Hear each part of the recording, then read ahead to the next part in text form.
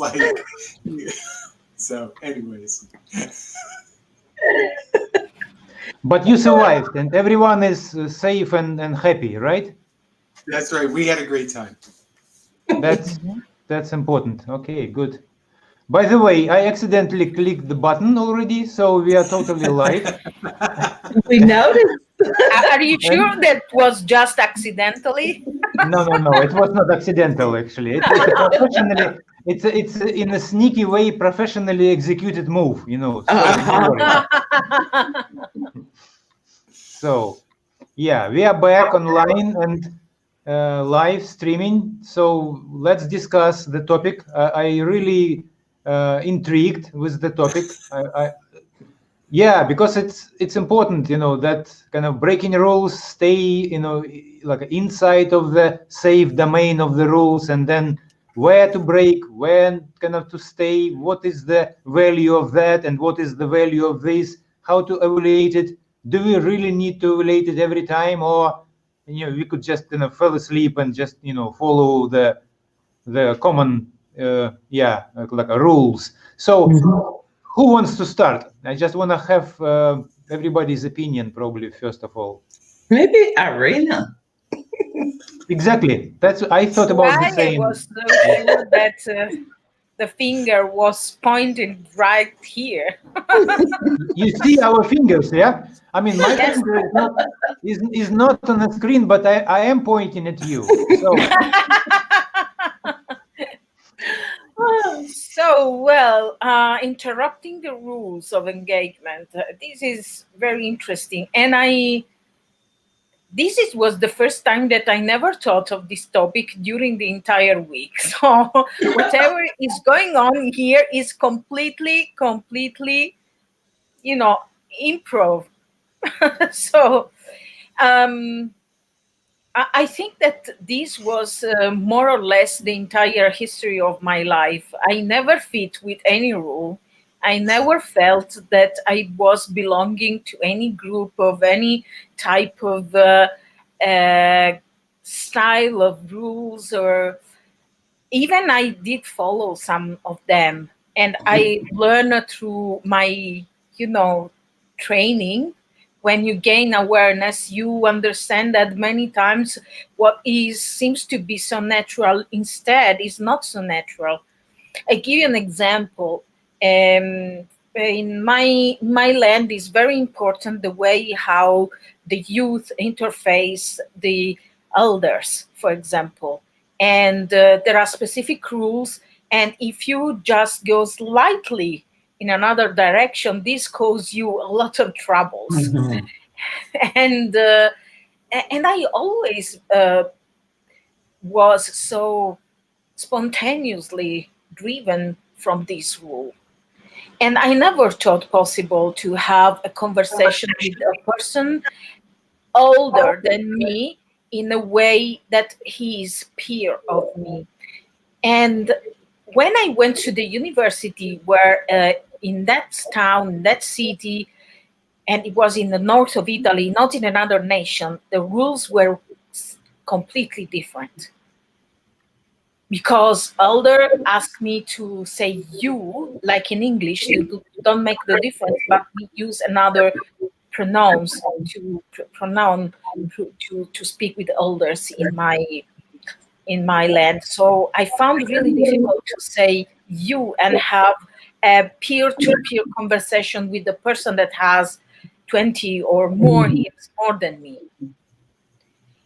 And and this person, when they said, you think that if you treat me like your peer, you are not respectful? And I told him, yes, I think so. And this person said, how could you be respectful by being peer to peer? And this triggered my mind. I say, wow, that's interesting. How can I be respectful with a person older than me, treating this person as peer? And something changed. And now I look for how do I apply this different way to interface people by not following the rules? Because sometimes the rules are like, this was not a bad rule, treating people older with a certain level of respect, but I never thought was possible a respect peer to peer. Interesting. Well, That was yeah. my experience, more or less. Yeah. Well, first of all, when you just started sharing your experience, and you said the first two sentences that it was more or less like a story of my life. I never fit to any group. I never kind of and my years of coach and neurolinguistic programming kind of person. I'm like, what? Obviously, Irina is lying. And yeah, I explain what I mean, because when I hear never, all those kind of very powerful words, the first thought comes to me like, well, she's obviously fit into our group. I mean, that to say I never fit to any groups, I was like, that's not true. And yeah, I'm teasing you, but obviously you will fit into other groups, and this group is one of those. But I understand what you mean. So you are kind of not typical, maybe not conventional, and as a result, you felt in many situations that you're not fitting. I mean, that's probably what you Absolutely. But there is another reason, Alex. I am an introvert. So the introvert quite often has the feeling that is not fit with any groups, but is obviously is not completely true. But the introvert fit with the groups that feels I can feel authentic. This is why I fit with this group. Yeah, exactly. Perfect. Thank you for sharing. John, what you can add? I don't know what is going on. Do you hear, guys, some kind of additional echo? I don't understand where it comes from, because my room is totally silent. I think I'm not sure what is creating the disturbance in the system, but yeah, I'm just curious. Okay, now it seems like quiet. Yeah, I was just checking if you hear what I hear, because I hear some kind of additional. John, please take it right. Well, I have been thinking about this week, and of course, when Irene brought this up, I was like, wow, I didn't think about the rules that really where it took me was being a child. And I was the one who absolutely followed the rules. I mean, there was no question. And I think certainly that was conditioning from my family, my parents, but I think inherently in myself, I also felt like that was what I had to do. And what's really interesting is, again, because when people bring things forward, I just realized in terms of like authority, whatever we call authority, right? But maybe, I use the example as teachers, because that is a powerful one for many people. And what is so interesting is that most recently, when I have been engaging my kids' teachers who are about the age that I might have a child, I mean, they are younger than me, I still am calling them by their formal name. So I'm going, Mrs. Smith and Mr. So-and-so, and they are, I mean, absolutely younger than I am. And a couple times they've corrected me and said, no, call me by my first name. And that tension, even after all of these years, that awareness that I had of shifting that rule that I had embedded in myself for, I mean, we're talking since the day I walked into school. So it's been a long time. But it was so fascinating to experience that. And again, Irene, you brought that kind of that elder piece, and I'm the elder, and here I am still looking at the position of a teacher as authority, and as actually an authority over me and my children, which again, now what I think about it, I don't believe that, but I am so accustomed and I am so ingrained and conditioned into that that belief system that I was that was created. The other thing, and we can talk about this later, but one of the things that came up for me too was, what are the rules that I live by? Outside of what the world's view or whatever the rules of engagement are, I kept thinking about what are the things that I follow? What are the things that I've kind of instituted in myself that may challenge, that rule outside? But that was the other thing that came up, and we can talk about that later. But that's one of the questions that came up for me was, what rules am I living by that may not always align with what the world says? But again, I wanted to just build off what Irene said, because that struck me so powerfully, and really to be able to use it as a current situation of, wow, this is what I have learned. It's so deeply embedded, and that tension that I felt, and having to shift, and simply by calling somebody by their name, by their first name versus their formal name, Miss So and So. Wow, Wow. So, John, tell me please, how did you feel after? I mean, I'm just curious about post effect, kind of like, obviously you broke some not limitation, but certain particular rule. I mean, certain particular way of processing things or following. And how have you realized how it's influenced that kind of crossing the line? And crossing the line. Two things came up, which was really interesting. The first way I managed it when I was directly working with them is that I used humor. So I basically started making fun of my rule that I had been following. I said to them, oh my gosh, this is how I've always been as a kid, and I'm still following this rule. And so I added a little bit of lightness to that situation that relaxed me a little bit. After the conversation, what happened is that I actually started asking myself the question, like, what's wrong? What can possibly be wrong with, calling these people by their first name? And so I really began to ask myself the questions of, and also reassuring myself, it's okay. Like I kept saying to myself, you're like an adult. You can make this decision. It's okay. It's all right to move out of this parameter that's been set. And so you're absolutely right, Alex. There was this moment where I had to shift. But like I said, what we talked about last week, I used humor to kind of bring myself into that space. And then afterwards, I really had a conversation with myself and saying, look, this is a different time. It's a different world. It's a different place. And they asked me as well. They were, and I began to accept that part, that it's okay for me to change. So I appreciate that question. Yeah.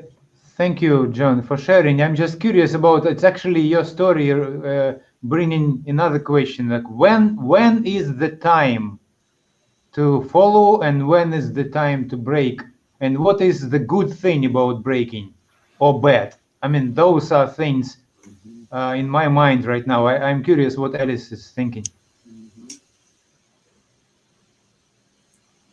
I am thinking now is the time that I'm going to have to break for 5 minutes because the noise that you're hearing is coming from my neighbor doing some construction.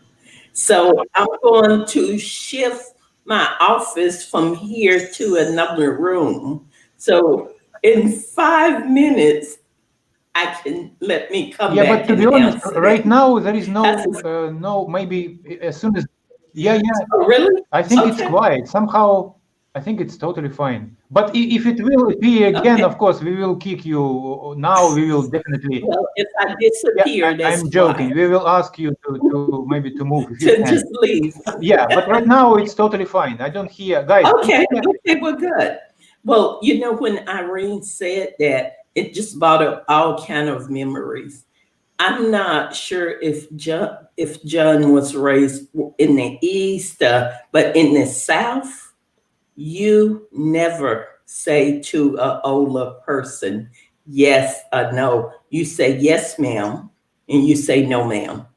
When we were growing up, and you always say please, and you always say thank you, even if you're not really, thanking him, you say thank you.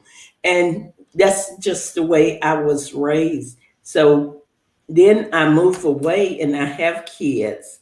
And when we would come back to visit, my kids had it so hard because they were used to saying yes and no. And when they would say that to a grown up, oh my goodness, it was so bad. They would be like, how are you raising those children? They have no manners. They should say yes, ma'am, and no, ma'am. And I always followed all the rules. I still, to anyone older than me, I still say yes, ma'am, and no, ma'am. And it's not so much now as that I feel obligated to do it. It's just kind of out of respect. And I still say, I notice sometimes I say please more than is necessary. Would you please do this or would you please do that? And I try to remind myself, okay, let's cut it out. So, but I grew up like that. We had certain rules that I grew up with. I mean, when someone died in the community, everyone went to the funeral. If you wasn't dead, you went to the funeral, young and old. It was just the way. And when I moved back, and if someone died that I don't know, if I'm not close to them or close to the family, I don't go. And it's like, why you didn't come to the funeral?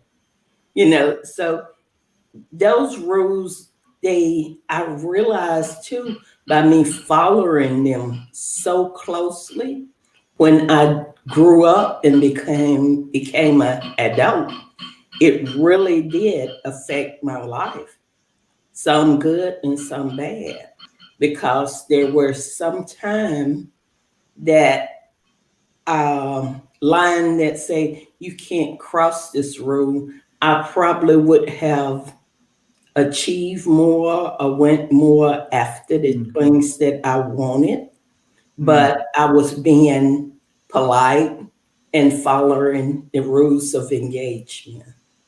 So I completely understand what Irene and John was saying because I was raised in that same way. Very interesting. Thank you for sharing. It is very, very, very interesting. Yeah, when you're telling stories, I mean, what was in my mind, I remember I saw a long time ago, I think I saw some experiment, I think some documentary about experiment with psychologists did with the children, with the small children, I think like a kindergarten kind of age. And the experiment was quite funny because they gave a porridge to, I don't know, 20 children were eating, and the porridge was, they put lots of sugar to the porridge to everyone except one, and they made his porridge salty. And after children ate, and they filmed everything. It's like it was really so salty. The guy, I think it was like a young boy, couldn't eat. It was really salty. And then they put all children in some kind of circle, and they said, "Okay, did you like the porridge? And you, please, was it sweet?" Yeah, it was sweet. Yeah, it was maybe a little bit too much sweet. And like everyone, and then now it's that young boy kind of cue. He came to the confessing. Was it how sweet was it? And he was like, it was sweet. Like he was under pressure. Everyone is telling sweet. He just couldn't bring that it was actually salty. and his porridge was salty. He couldn't say it.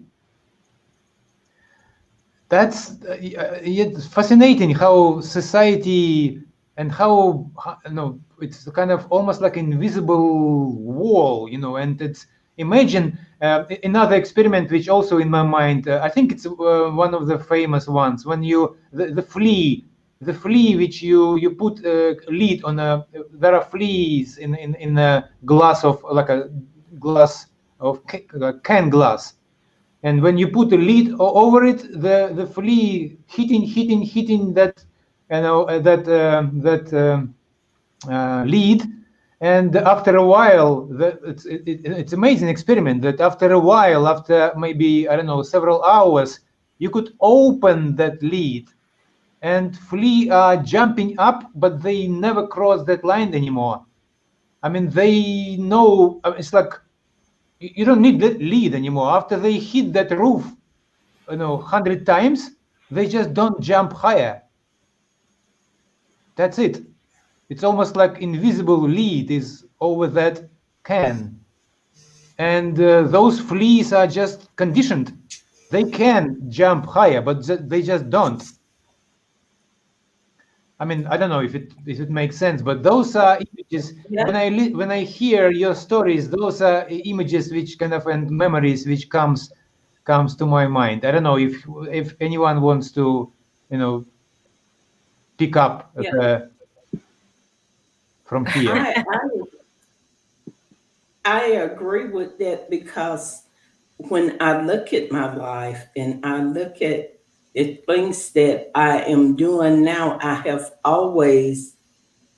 think those rules that were so strict, you have to do this, you have to do that. And in the South, we had our social rules, but we also had rules when it came to racism. You had to do this. If you were Black, you went this way. If you were white, you went this way. And even though I left and I was gone from this area for like 20 some years, when I moved back, it was kind of like I noticed them, but they were a lot less obvious. But also, I noticed with the older generation, they followed certain rules just automatically, certain little things they did, certain ways they would, older Black man would even approach a younger white man. It was very, if you didn't know what you were looking at, you would probably miss it. But I could see it because I had lived it. Then I was taken away. So when I was brought back into the picture, I could see it very clearly. And I think that's the way it is sometimes in society. It's so sudden. So we do it. We just follow the rules so perfectly. We just agree with them all the time until we are conditioned. And even if we're taken out of that for a minute and then we are put back in it, that's when we realize, oh my goodness, it's kind of like you said one day, John, we're walking in our sleep. I mean, we're just walking, following those rules. And that was really a big thing when I moved back, that I could see it so clearly. And especially like with the older generation of Blacks and how they reacted to the younger generation of whites. And I just thought, wow.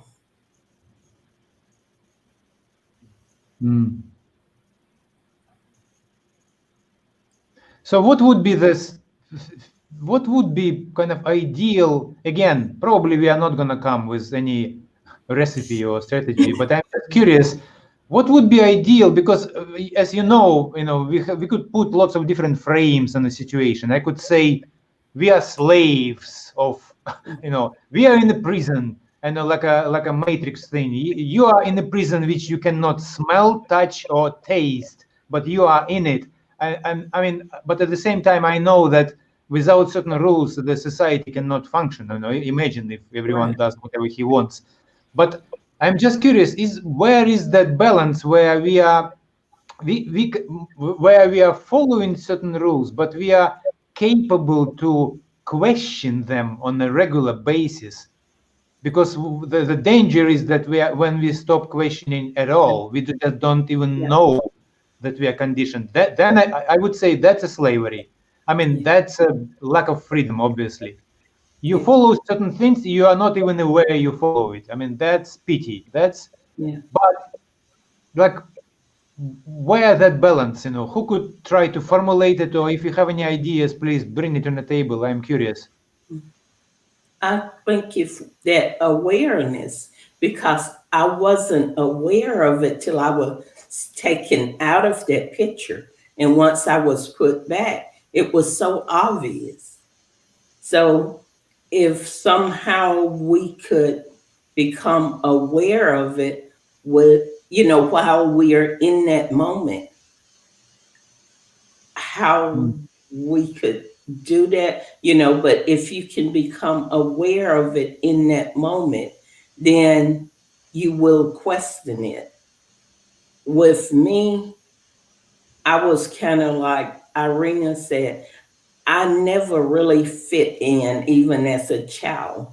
I always would ask questions, and I would always be, shh, don't ask that. You just, but I would always ask questions. So maybe sometimes it's just internal something in some people, where they're more apt to ask questions, where with some people, maybe they're more willing to just accept what's given to them. If they say, do this, but I have always, even as a child, I always I politely question, but I always ask question, why is this? Why? And I got in quite a bit of trouble for it, but I always ask why.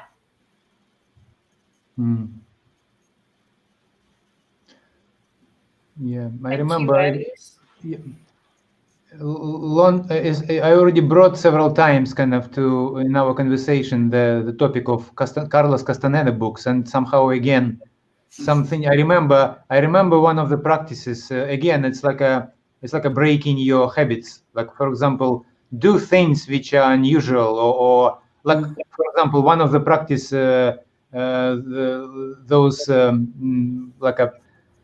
the shamanistic kind of practice of bringing energy back is like, for example, they are walking not a normal way but backwards. Can you imagine if you want to go somewhere but you are walking backwards? I mean, to go to fetch some bread, and the idea is that do things differently. I mean, it's like a having habit of breaking the standard normal way of doing things. I mean, creativity probably comes, that probably supposed to boost creativity, or at least origin of creativity is doing things differently. I mean, I know John is working in the creativity area, right? Mm-hmm. How you combine creativity with the old way of doing stuff? I'm still working on that, Alex. I knew it. I knew you're still working. Yeah, me too. No, I am just curious. You know that right now in the conversation, I know like crazy thoughts are coming. Like, what if I would be right now not wearing that short?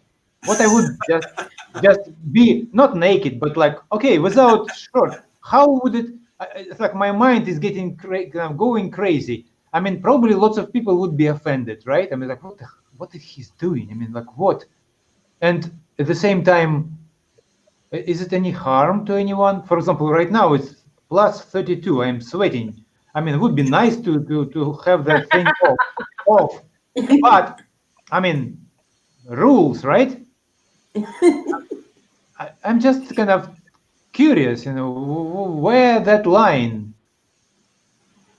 What do you think? If right now I would have kind of no clothes here, how would you feel? Imagine. I'm feeling intrigued. I'm intrigued, right? Okay, we have one opinion. What about you guys? I would probably think, wow, Alex needs to be more professional. Exactly. You see, That's the truth. that would be judgment. Yeah, I well, know, not judgment. I'd be like, what if people go? But this goes back to the way I was raised. That certain things you just, respect. you Yeah, you have to. If we're going to be on camera, you have to wear a shirt. I mean, because that's my upbringing. But really, you would be the same person.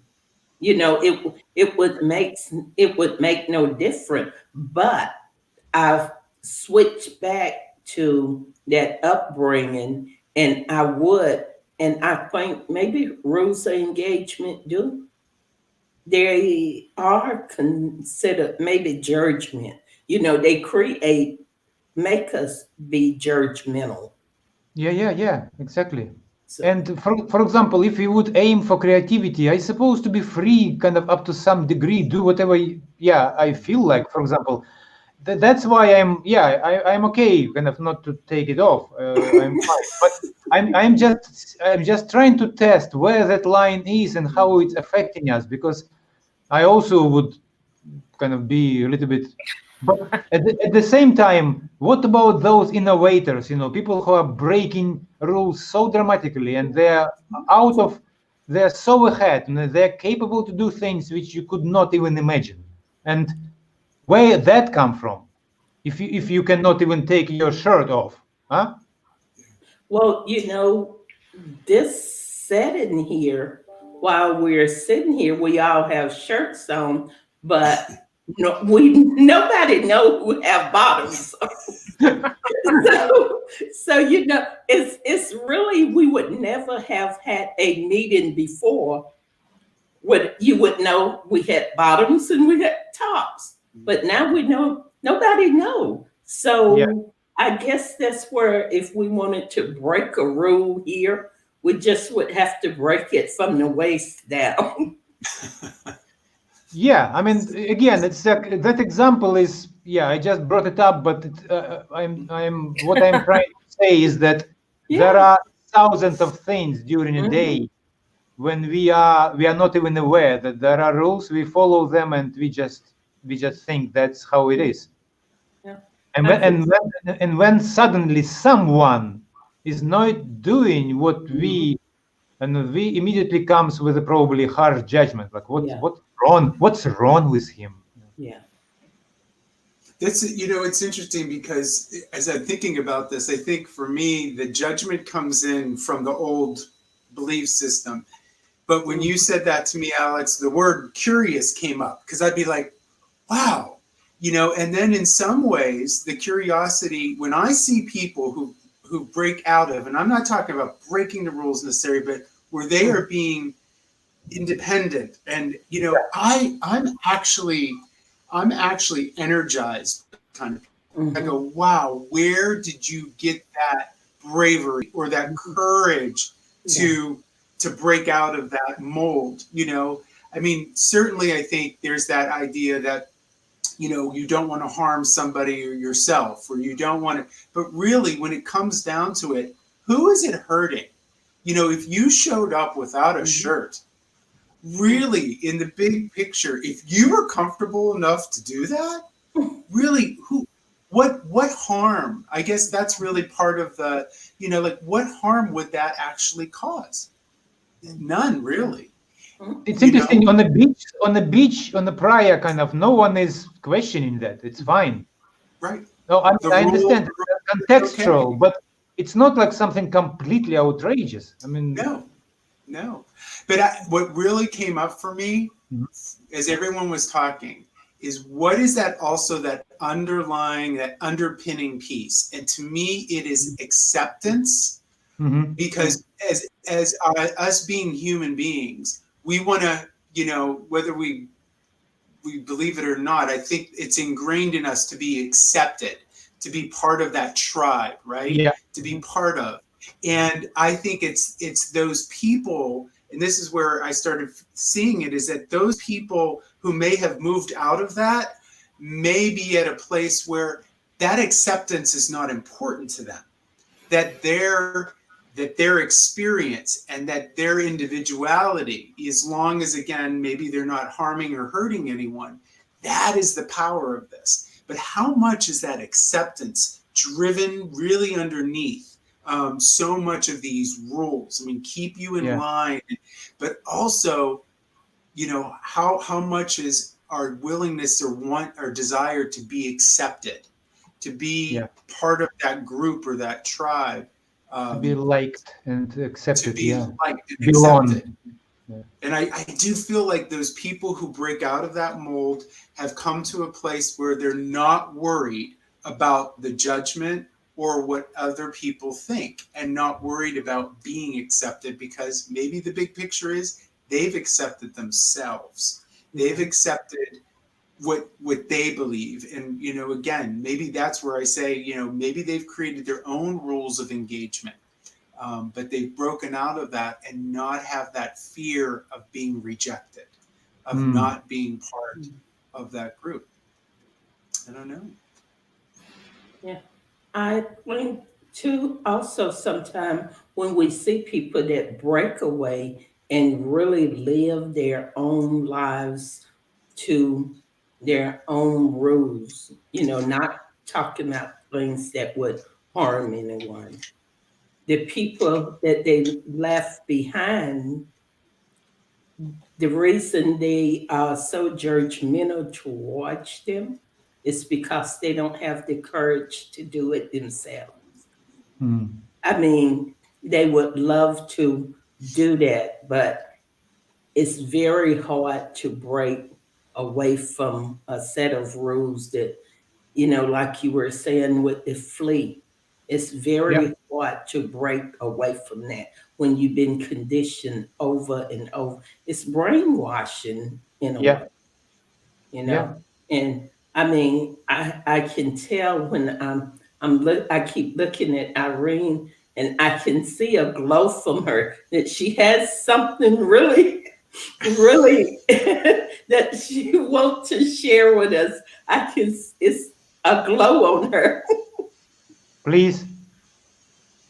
Oh, I was thinking many things by listening to you. For example, what is this telling our response to your provocative statement? I put off my clothes, and no one is harmed. But it was a moment of awareness, and also I was thinking about how much are we conditioned and brainwashed, because Mm, I recently preparing a course on communication here in Italy based on the combination of semiotics and NLP, and then in the end I will explain how to unmask lies through teaching the brainwashing strategy by KGB. So Alex was the most, easy to find. It was the KGB has a Of specific course, strategy to brainwash. I am familiar with organization. Mhm.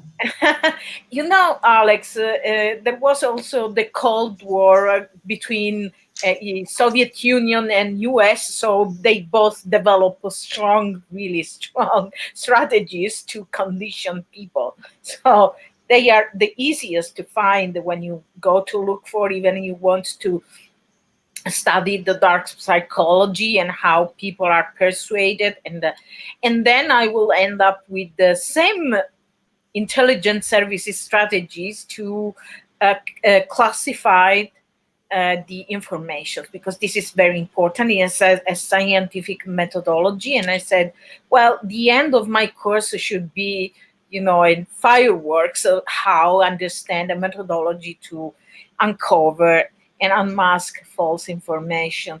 And there are a lot of techniques and strategies, and they started when we were born. And I'm not accusing our families, but they also are trained to teach us certain things and not to be really aware. And for my personal experience, because I am also in a training, let's call it spiritual, but spiritual has a lot of connotation that cannot be understood. But to develop the full sense of humanity, the full sense of being, and that is based on freedom of choice. I see in my fellows and myself that we are inherently respectful. So if we all can achieve this level of awareness, no one is able to harm another human being. So we will not need the rules. Instead, we are capable to make choice together, collective choices that help us to live in balance. This is my conclusion. Does that make sense for you? Because I see your face like Whose face you are talking about? all of you. All of us. We are like, Yes, what? so What all she's nothing talking and at about? the same time What else reflective. he's talking about? We're going like, No. Yeah, totally makes sense. No worries. I mean, Irina, I'm just trying to process because everyone has slightly different angle. And when you mention KGB, you cannot imagine how many associations that created in my head. I mean, wow, it's a whole it's a whole layer of things. And by the way, I when I was in university, I almost got there, to become the KGB kind of. Yeah, because in university, at certain degree, physicists and mathematicians, they are actually go into. Sometimes they are recruited to be in the special departments, like decoding kind of messages, and they are specific, but it belongs to the KGB department and some. And Yeah. I believe that they were interested in a mind like yours, and also nuclear physics. Yeah, and I did martial arts at that time, and kind of a little bit of spy material, more or less. But yeah, I right now I am thinking, thanks heaven, Jesus Christ, how I was so lucky someone didn't approve me, or they decided like, that guy is not, it's not good enough, and I was like, oh, thanks guys. Otherwise, I don't know what I would be doing. Definitely not what I do now. That's for sure.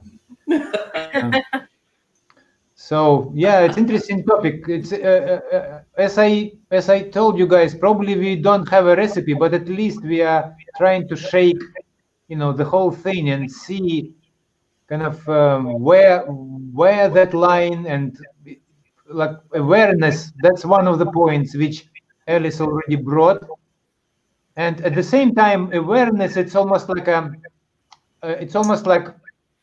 the way to do it, but the still question is it worthwhile to do it on a regular basis? But like, even when you are aware, it open the door to change, but actually change it's a different level. Yeah. Sometimes it's a huge thing to be aware. It's like without awareness, you just completely cannot even consider to change. But if you're aware, the door is open, but still you need to walk in.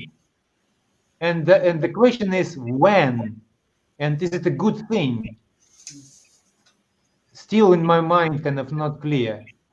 like I'm trying right now to talk out loud. I think it's actually amazing habit of breaking those things on a smaller, on a smaller scale, because it's actually it's almost like a piece of ice start to melt, here and there. You become a little bit more, more flexible. And yeah, I mean, go on the street and instead of wearing shoes, just go barefooted, just, okay, it's strange, but you're not harming anyone, right? I mean, maybe people will think like, why he's walking, without shoes?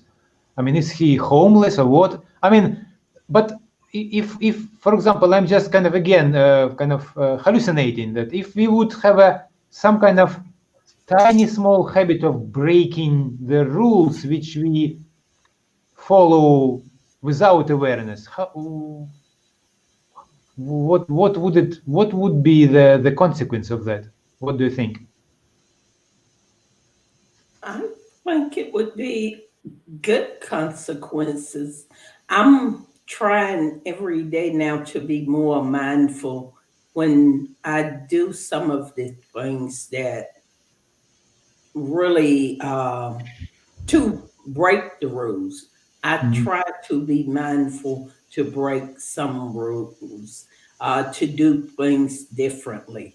And because I've always been the person that always did things the way I was told by the rules, people are really, some of them are looking at me now like something is wrong with her because she's not acting the way she used to act. And they have come up to me and say, "What's wrong with you? You're not the way you used to be." Yeah. And I asked them, "So what does the way I am now, how does that affect you in a negative way?" And they said, it doesn't, but you're just not the way you used to be. And I say, I'm not the person I used to be because each minute, each day, every time, every minute that change, I'm a different person. Some part of me. We're changing every minute.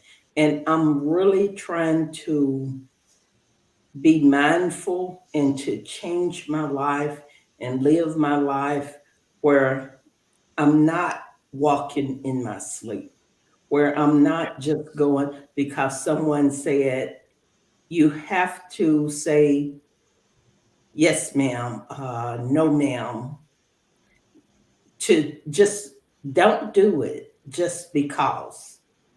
And it does, and it makes my mind work. My mind go into a whole different thing. I'm more creative now. I'm thinking completely outside, not outside the box. I'm outside the house sometimes. So my Nice. mind is just thinking, and I'm loving it because I remember when I was this way as a child, how my mind used to run. So I would be aware, be mindful of what we're doing. That for me. Nice. I think we need to use brainwashing KGB techniques, but put it backwards. I mean, Absolutely. I would say, uncondition, ourselves, and that Mhm. would be.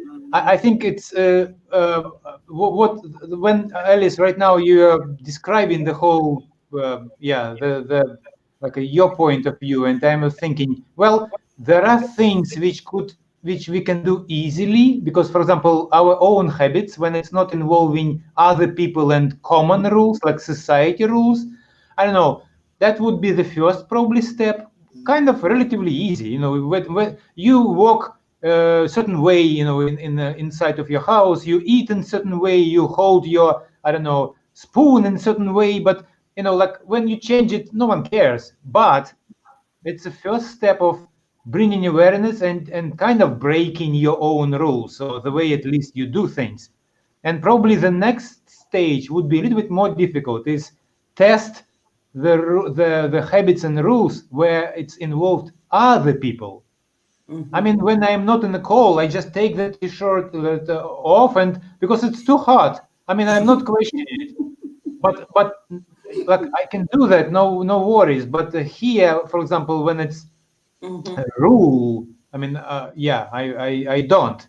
And I'm just curious that, going through personal freedom, slowly test kind of boundaries when it comes to social things, and see, what kind of freedom, you potentially can get, because some of them are maybe totally obsolete and doesn't need to be followed anymore. We could discover lots of room for freedom. Who knows? I'm just guessing. I know that it's time, more or less, guys. Yeah, wow, we are talking 50 minutes. So, John and Alice, could you please kind of wrap it up and tell something wise, in the end, what you picked up from all that long talks? I'm so deep in thought right now, and like just trying to process this. Even what you just finished with, Alex, and there was 3 words that I wrote, and then you kind of filled in the blanks. It's going from awareness to action, and it's that if you look at those 3 words, awareness to action, it's where that 2 is, right? What do we do? And that's why I loved what you said. Like, how can we test our own personal rules, right? To start that way. But the word that came up for me was like discernment. Like really having. That's where we create that awareness, right? And really start asking the questions. And then how do we move to taking that action, like you described? So there's this process. I almost see it almost like in this 3 steps, but I guess I leave with the fact that I'm excited actually to think about how I can begin to test myself, to create those awarenesses around, my own rules, and begin to challenge those, and begin to really, for me, it's challenging it. The word break is interesting. I like to challenge, but I think that's the first step. But that's what I've really taken away, acknowledging that I have followed a lot of rules for a long time. And then now, how can I really challenge myself through awareness to begin to change, to begin to see and test out what happens. So yeah. Okay. Thank you, John. And as for me, I would formalize it. Thank you, Irina, for bringing KGB kind of into the conversation. My mind is totally there, and I remember that the key thing to dramatical change, almost like a turning enemy into the the most loyal kind of follower, is incremental changes, incremental persistent change, over and over, incremental. So that's why I came up like, okay, tiny small habits, and then more, and then more, and then you will see that, wow, I'm actually 180-degree person than I used to be. I mean, that's what incremental change does. And so in my mind right now, I'm thinking, well, it's actually, I will start small, and yeah, and we'll see where it goes. I mean, do tiny small changes on a regular basis, and who knows, we might find enormous amount of freedom, which in my mind associated with enormous energy. Because when we start breaking barriers and rules, I think lots of frozen energy there.